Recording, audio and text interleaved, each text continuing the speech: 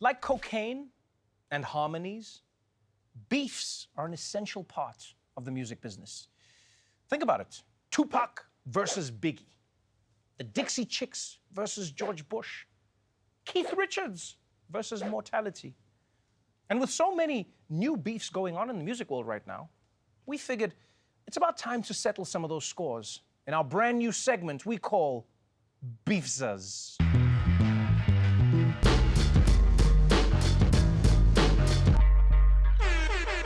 All right, everybody, this is our first beef. Check this out. In one corner, we got Neil Young, the godfather of grunge, the man with the heart of gold, the dude who owns your dad's CD shelf. He's going up against Spotify, the streaming service that's paid artists thousands of cents over the years. Can't wait to see this beef. Hit it! Fans of Neil Young might soon have one less place to listen to his music. The rocker wants Spotify to remove his music from its streaming services due to the spread of COVID-19 misinformation on Spotify's popular Joe Rogan podcast. In a statement, he said, quote, "I am doing this because Spotify is spreading fake information about vaccines, potentially causing death to those who believe the disinformation being spread by them." Now, he gave Spotify execs an ultimatum saying they can have Joe Rogan or Neil Young, but not both. Damn, Neil Young's got balls. Because, yeah, he's popular, but he's going up against the guy who's so popular that he's the reason kids now have horse dewormer in their lunchboxes. I mean, at the same time, though, Spotify should think about this. Think about who's going to leave a greater legacy. You know, in 30 years, what are people going to be slow dancing to at their weddings? A Neil Young ballad? Or clips of Joe Rogan being wrong about the vaccine? I don't think it's true that there's an increased risk of myocarditis. I don't know. It actually kind of works.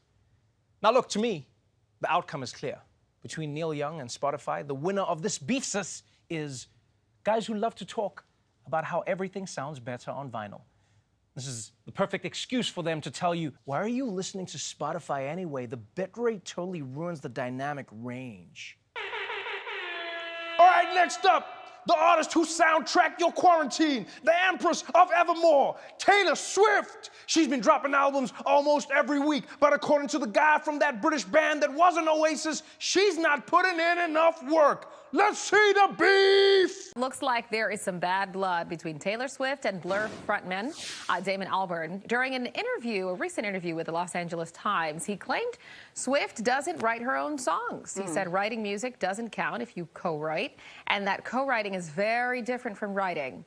Well, Taylor swiftly hit back, slamming the musician on Twitter. She tweeted, "I was such a big fan of yours until I saw this. I write all of my songs, my own songs. Your hot take is completely false and so damaging. You don't have to like my songs, but it's really messed up to try and discredit my writing." Albarn later responded with an apology, saying he had a conversation about songwriting that was reduced to clickbait. He said he apologizes unreservedly and unconditionally, and said the last thing he would want to do is discredit Taylor Swift. Yo, that was the fastest ending beef of all time. Because 1 minute the dude was like, yo, Taylor ain't shit. She doesn't write shit. And also, I'm sorry, Taylor. Please don't hurt me, please. And I'm not surprised he realized how wrong he was. I mean, guys, T Swift is one of the most renowned lyricists of our generation. Meanwhile, Blur's most famous lyric is, woo! And by the way, people, there's no shame in co-writing, right? I'm not saying Taylor Swift does. I'm just saying there's no shame in co-writing. Don't forget, even God had co-writers, right? It was Matthew, Mark, Luke, John. They all helped with the Bible. And no one ever says God's fake. I mean, except Ricky Gervais. But he's going to hell anyway, so it doesn't count. Anyway, it's no surprise who the winner of the BEEFZUZ between Taylor Swift and Damon Albarn is. It's Jake Gyllenhaal. Yeah, you see, finally, the heat is off. Now he's in the corner like, yeah, get that Blur guy. And I keep the scarf. All right, next beef, y'all. I'm talking about Cardi B, the wappiest wap in the game. And thanks to her beef with a YouTube blogger, the Bodak Yellow singer is about to see a lot more green. A legal victory for Cardi B. Yesterday, a federal judge awarded the Bodak Yellow singer more than $1 million after Cardi sued blogger Tasha K for spreading lies. TMZ reporting that the court found the YouTuber liable on 3 separate counts. Now, at issue was Tasha K saying that Cardi B once worked as a prostitute, did drugs, and contracted sexually transmitted infections. Yes! Sue them, Cardi, sue them! People gotta know, spreading lies about Cardi B is not okay. I'll show myself out. Or at the very least, if you're gonna lie, be smart about it, all right?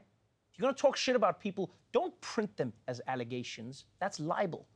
What you should do is add a beat. Now it's a diss track. At the same time, though, winning $1 million judgment from a blogger isn't necessarily the payday that it sounds like. Because, I mean, what are they gonna do? Garnish her wages for the next 700 years? But even though the courts declared Cardi B the winner of this BEEFZUZ, the actual winner is my friend Pete. Because you see, he said all the same shit about Cardi B, but nobody reads his blog, so he didn't get sued.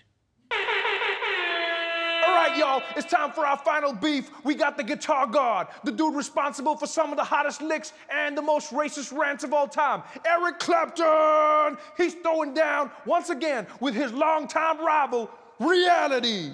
Singer Eric Clapton continuing his parade of anti-vax nonsense, and this time he says he believes people vaccinated against coronavirus are under mass hypnosis. And he is very serious about this. In an interview, Clapton, who is vaccinated, argued that subliminal messaging hidden in advertising is what's leading people to get vaccinated. You know, the theory of mass hypnosis, formation.